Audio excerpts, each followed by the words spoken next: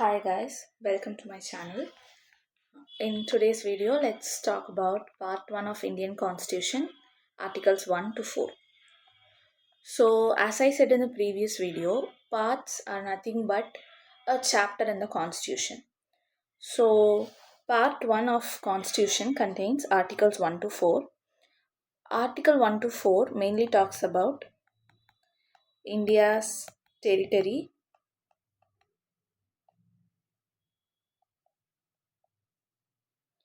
and India's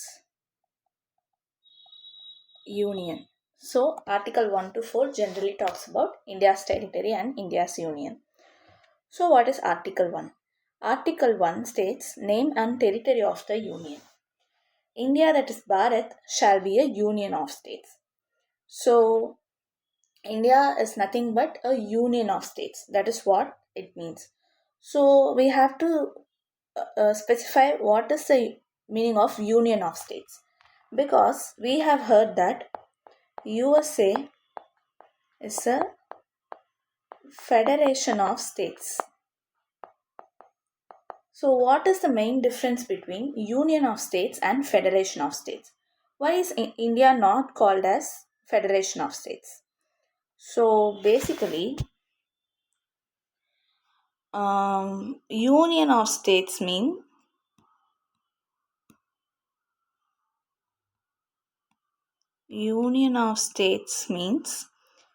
it's like a tree. So, India is like a tree. You cannot separate the branches or roots of the trees separately. So, India as a country functions as different states together. That is called as Union of States. So, what is Federation of States? Federation of States. Federation of States means it's like a bouquet. So, in a bouquet, there are different flowers. They come together and they form a bouquet. But individually, they are all different. So, that is what is called Federation of States. Federation of States is formed by an agreement between different states or colonies. So, they are formed by agreement. But in Union of States, they are together, but there is no agreement. This is the main difference between Union of States and Federation of States. Since India is formed by not any agreement, Ambedkar specifically said Union of States. He didn't mention it as Federation of States. So this is Article 1. Article 2. Admission or establishment of new states. And Article 3. Formation of new states and alteration of areas, boundaries or name of existing states. So what is the difference between these two articles? See, if there is an area which exists outside of India, and that area is going to be included in India, that is what Article 2 specifies. Establishment of new states which is outside of India. In Article 3, alteration of existing states like Telangana. So they divided Andhra and they formed Telangana. So this is alteration of existing Andhra Pradesh. So that is what Article 3 specifies. So how is this change made? Like in the last video I have said, changes are made by constitutional amendment. But Article 2 and 3 are not considered as constitutional amendment. They are just simple bills, or they are like treated like simple bills or simple laws. I'll tell you why. First, let us see how this change is made. So, not anyone can raise a bill stating we need a separate state or separate area. We are going to change the area. No, not everybody can raise a bill. Only President can raise that bill. President sends that bill to Parliament. Parliament is nothing but Lok Sabha and Rajya Sabha. And from there, if a state is concerned, the concerned state legislature, that bill is sent to the concerned state legislature, and it comes back to Parliament, then to President. A simple majority is enough. A simple majority is enough for the bill to be passed.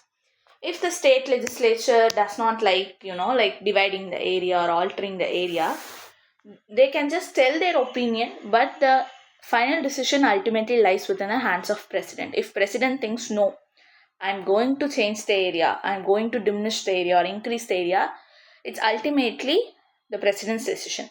The state legislature is asked only for a courtesy. So this is how the establishment of alteration of existing states occur.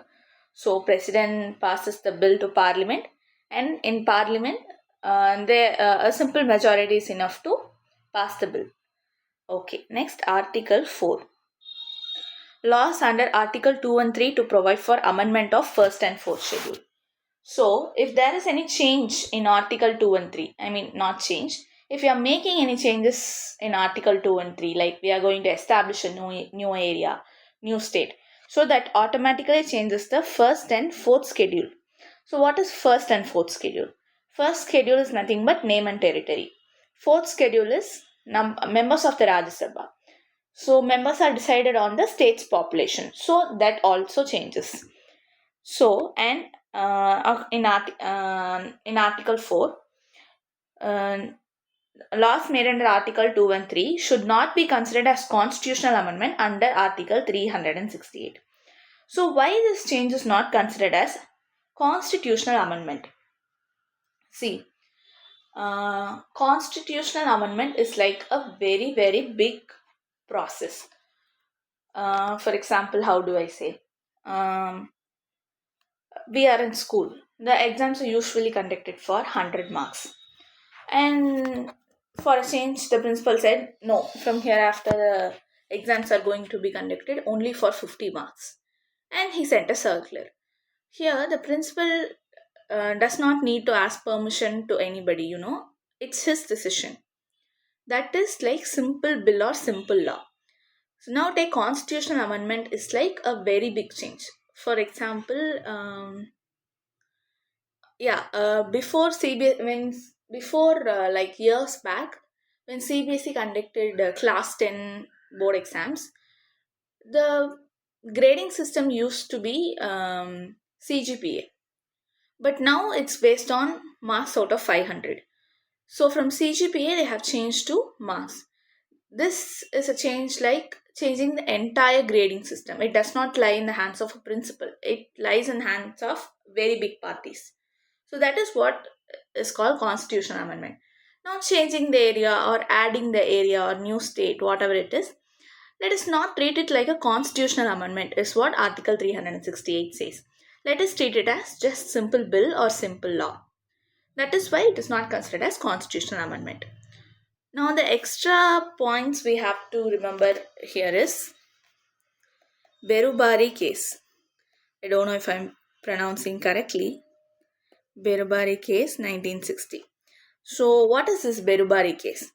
So after independence, India had a land. Now India had to transfer this land to Pakistan. So we are relocating a place to Pakistan. So this does not comes under a simple law. Like we can't just pass Article 3 and we can do it. It is, it's like a constitutional amendment. So it does not come under Article 2 or 3. That is what this Berbari case specifies. So because of this Berbari case, there came 100th Constitutional Amendment 2014. Because of this, India and Bangladesh territory problems are solved. Yeah, that's it. So we have to remember Berubari case and 100th Constitutional Amendment. So this is like transferring from one country to another country. So Article 368 comes into effect. That is, constitutional amendment is taking place. That is what it means. So yeah, that's it for Articles 1 to 4. There is not much to remember from Article 1 to 4. It's just like you have to know Part 1 consists of Article 1 to 4. It talks about name and territories. That's it. So, and India is an indestructible state of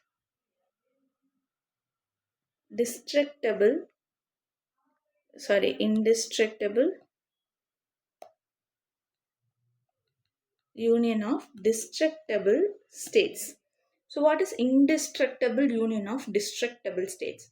So, India as a country is indestructible.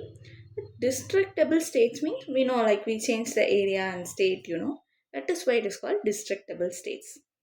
And Article 2 and 3, any areas added to India, it comes under Article 2, and any existing areas alteration comes under Article 3.